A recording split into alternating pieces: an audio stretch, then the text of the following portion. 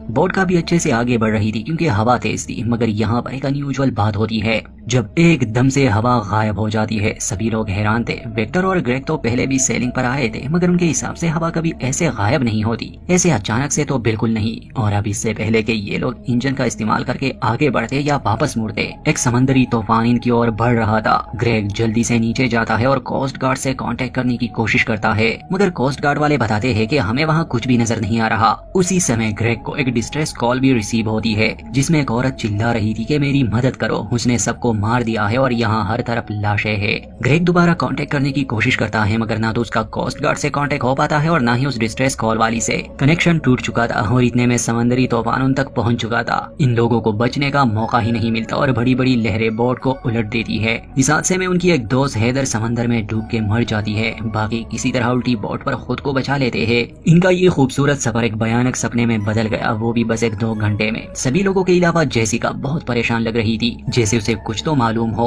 इतने में वहाँ पर एक समंदरी जहाज आ जाता है जिसका नाम एओलस था। इसे देखकर ये लोग खुश थे कि चलो हमें बचा लिया गया। ठीक उसी समय उन्हें शिप पर ज्यादा लोग नहीं, बस एक इंसान की झलक नजर आती है। वो लोग अपनी बोट छोड़कर शिप पर चढ़ जाते हैं, मगर अजीब बात ये थी कि उन्हें वहाँ और लोग नहीं मिलते। खैर वो एक्सप्लोर करते हैं। ये जहाज बहुत बड़ा था और ऐसा तो हो नहीं सकता कि ये बिल्कुल खाली हो। वो लोग शिप को एक्सप्लोर करने लगे, मगर जेसिका को हर चीज जानी पहचानी लग रही थी, जैसे वो यहाँ पहले भी आ चुकी हो। बस वो अपने दोस्तों को ये सब समझा नहीं पा रही थी। इससे पहले सेली और डॉनी बहुत परेशान थे कि उन्होंने हैदर को खो दिया, मगर अब चूंकि इन्हें रेस्क्यू कर लिया गया तो इन्हें ये भी लगता है कि शायद उसे भी बचा लिया होगा। काफी टाइम से ये लोग इस जहाज में घूम रहे थे, मगर इन्हें अपने अलावा कोई नजर नहीं आता। बल्कि एक शॉकिंग खबर मिलती है कि असल में ये जहाज तो बहुत पुराना है। ये साल 1932 का जहाज है। साथ ही इसके नाम और उस मिथोलॉजी के बारे में थोड़ी जानकारी थी, जिसे हमने शुरू में आपको बताया था, क्योंकि इस जहाज का नाम भी एक यूनानी देवता के नाम पर रखा गया था और उसी देवता ने श्राप दिया था राजा सिसिपस को। अब आहिस्ता आहिस्ता चीजें अजीब होने लगी थी। इतने बड़े जहाज का खाली होना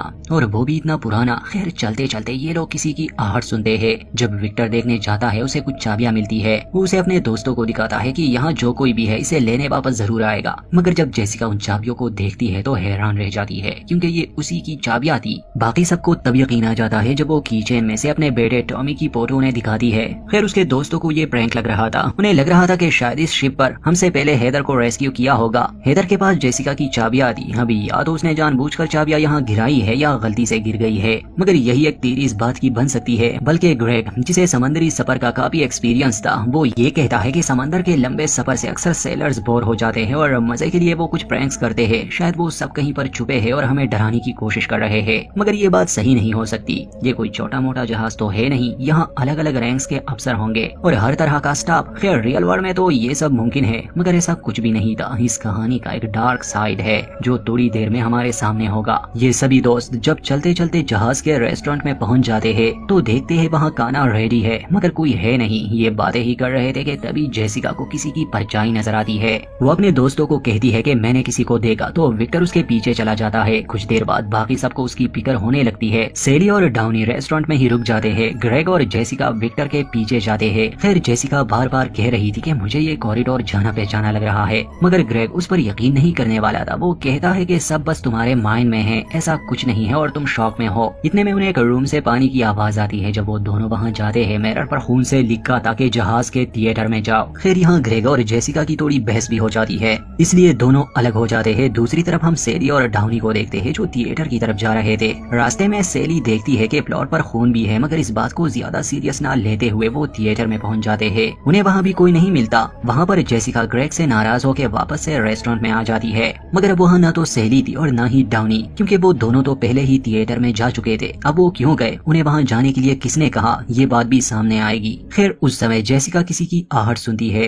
तो वो चुप जाती है, मगर जब वो देखती है कि ये तो विक्टर है जिसका सर जख्मी हो चुका है, वो उसकी मदद करने आगे बढ़ती है, मगर विक्टर जेसिका का ही गला दबाने लगा। इससे पहले कि वो जेसिका को कत्ल करता, जेसिका उसके जख्म पर जोर देती है। असल में विक्टर के सर में पीछे की तरफ एक छेद हो चुका था। अब ऑलरेडी उसका काफी ब्लड लॉस हो चुका था, इसलिए वो वहीं पर मर जाता है। मगर अब जेसिका इतनी घबरा जाती है कि वो कुछ समझ ही नहीं पाती। वो थिएटर की तरफ भागती है ताकि ग्रेग को इस बारे में बता सके, मगर जैसे ही वो वहाँ पहुँचती है, वहाँ के हालात देखकर उसके पैरों तले जमीन खिसक जाती है, क्योंकि वो देखती है कि ग्रेग को शूट किया गया है। सेली और डाउनी उसके पास बैठे रो रहे हैं। जेसिका के आते ही दोनों उस पर गुस्सा करते हैं। सेली उसके ऊपर भड़क जाती है कि तुम पागल कमीनी, तुमने इसे मार दिया, आखिर क्यों? जेसिका जेसिका कसम खाती है कि मैंने ग्रेग को नहीं मारा, आखिर तुम लोगों को ऐसा क्यों लगता है? तो वो बताती है कि मरने से पहले उसने हमसे ये बात कही थी कि जेसिका ने मुझे शूट किया, हाँ इससे पहले कि ये लोग कुछ समझ पाते। ऊपर से एक निकाबपोश आदमी शूट करने लगता है। वो सेली और डॉनी को मार देता है। जेसिका किसी तरह उससे अपनी जान बचाकर भागने लगी, मगर एक पॉइंट पर वो निकाबपोश उसे पकड़ लेता है। जेसिका रोते हुए बार बार कह रही थी कि प्लीज मुझे मत मारो, मेरा एक छोटा बेटा है। एक लम्हे के लिए वो मास्क मैन रुक जाता है। जेसिका को भागने का मौका मिलता है, मगर डेक पर आते ही वो मास्क मैन जेसिका को मारने की कोशिश करता है। जेसिका एक एक्स की मदद से उसे हरा देती है और उसे समंदर में फेंकने से पहले हम जान पाते हैं कि इस निकाब के पीछे असल में एक औरत है।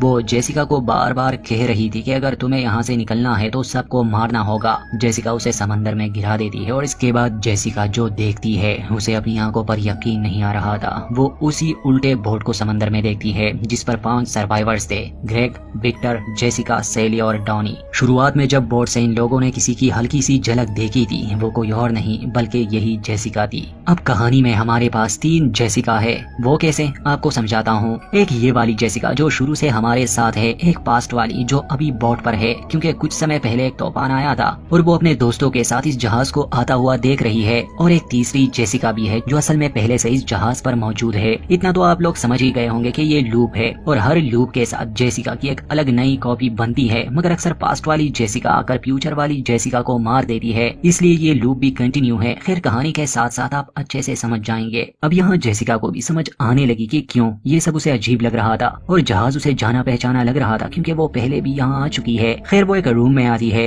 इस बारे में सोचती है कि वो क्या करे, मगर वो अपने दोस्तों के सामने नहीं आती क्योंकि उसकी एक कॉपी ऑलरेडी वहाँ थी। अब उसके दोस्त दोबारा से शिप पर चढ़ते हैं, मगर चूंकि उनके लिए ये पहली बार है तो उन्हें कोई अंदाजा नहीं और सब वैसे ही रिपीट हो रहा है। विक्टर को जेसिका की कीज मिलती है। अब हम जान गए कि वो कैसे उसे मिले थे, क्योंकि जेसिका का एक वर्जन ऑलरेडी यहाँ था। खैर जेसिका को अपने तीसरे यानी फ्यूचर वर्जन के बारे में तब पता चलता है जब वो उस रूम में जाती है जिसमें पहले ग्रेग और जेसिका गए थे और मिरर पर लिखा था कि जहाज के थिएटर में जाओ। तो वो समझ गए कि अब यहाँ उसकी 2 कॉपीज एग्जिस्ट करती है, एक जो अभी अभी डूबते बोट से इस जहाज पर चढ़ी है और उसे कुछ भी नहीं मालूम, और दूसरी फ्यूचर वाली जो इस लूप में पहले से है। फिर वो सोच समझकर फैसला लेती है क्योंकि ये सब पहले हो चुका था, तो अगर वो कोई गलत कदम लेगी शायद हालात और खराब हो जाए। मगर जब से जेसिका इस जहाज पर आई थी वो बार बार कह रही थी कि मुझे डेजावू महसूस हो रहा है। वो अपने दोस्तों का पीछा करते हुए रेस्टोरेंट में जाती है और अब चूंकि हम प्रीवियस कहानी जानते हैं तो ये वो समय है जहाँ दूसरी जेसिका को किसी की परछाई नजर आती है। वो अपने दोस्तों को कहती है कि मैंने किसी को देखा। फिर विक्टर उसके पीछे जाता है। जो हमारी मैन जेसिका है जो हमारे साथ शुरू से है उसे हम जेसिका 1 कहेंगे। अब जेसिका 1 विक्टर से छुपने के लिए वहाँ से निकल जाती है क्योंकि वो उनके सामने नहीं आ सकती थी। वो डेक पर आती है और समंदर में डाउनी की लाश देखती है जिसे बर्ड्स खा रहे थे, और इतने में वहाँ विक्टर भी पहुँच जाता है। अब विक्टर को कोई अंदाजा नहीं था कि असल में ये जेसिका कौन है और इसने क्या क्या देखा, बल्कि वो हैरान इस बात पर हो जाता है कि आखिर तुम यहाँ इतनी जल्दी कैसे पहुँच गई। जेसिका उसे समझाने की कोशिश करती है कि देखो यहाँ कुछ अजीब हो रहा है, वहाँ नीचे अभी मेरी एक कॉपी है जो ग्रेग के साथ तुम्हें ढूंढ रही है। ये सब पहले हो चुका है, मैंने तुम्हें मरते देखा है, मैंने सबको मरते देखा है। वो उसे डाउनी की लाश भी दिखाने की कोशिश करती है मगर वो लाश वहाँ नहीं थी। विक्टर कुछ समझ नहीं पा रहा था क्योंकि इस टाइम ट्रेवल और अजीब सी ख्याली बातों पर कौन यकीन करेगा। समझाते समझाते जेसिका एक्सीडेंटली विक्टर को धक्का देती है और दीवार में लगा एक लोहे का रॉड विक्टर के सर में चला जाता है।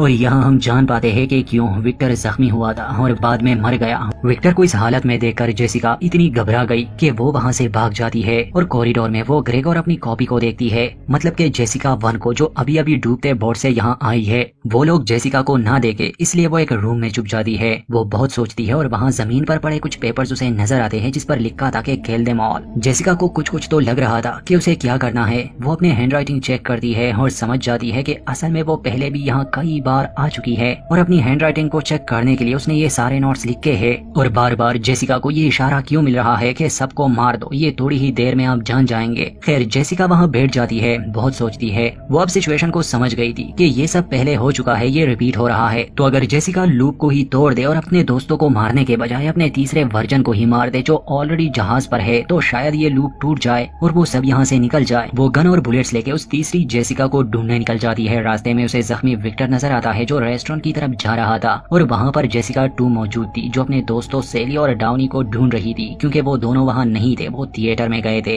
इसके बाद विक्टर जेसिका 2 पर हमला करेगा और उसका गला दबाने की कोशिश करेगा, मगर यहाँ लूप को तोड़ने के लिए मैन जेसिका मतलब जेसिका 1 विक्टर और जेसिका 2 के बीच आ जाती है, ये साबित करने के लिए कि यहाँ एक नहीं बल्कि 2 जेसिका है। विक्टर भी अपनी आंखों से ये सब देख लेता है और खुद वो जेसिका भी जो अभी अभी यहाँ आई थी। इसका मतलब कि अब ये लूप ऐसे कंटिन्यू नहीं हो रहा। विक्टर भी बच गया। फिर अब मैन जेसिका थिएटर में जाती है ताकि जेसिका 3 को शूट कर सके क्योंकि उसने ग्रेग को तो मार दिया होगा, मगर अभी डाउनी और सेली जिंदा है। थिएटर में आते ही वो जेसिका 3 को शूट करती है मगर वो मरती नहीं, जख्मी हो जाती है। मैन जेसिका सेली और डाउनी को थिएटर से जिंदा बाहर ले आती है, उन्हें समझाती है कि मैंने किसी को नहीं मारा बल्कि हम सबको कोई